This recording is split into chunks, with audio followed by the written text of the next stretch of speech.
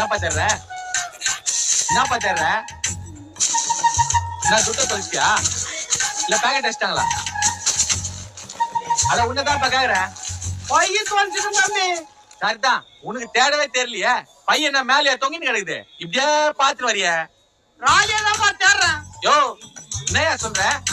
லாரிய தொலைச்சியா? Lorry எப்படியா packet அடிக்க முடியும்? சும்மா பால் மாதிரி பேசாத. முதல்ல பையன் காணம் தானே சொன்ன, இப்ப லாரிங்கிற. பையன் தான் லாரியில விட்டேன்.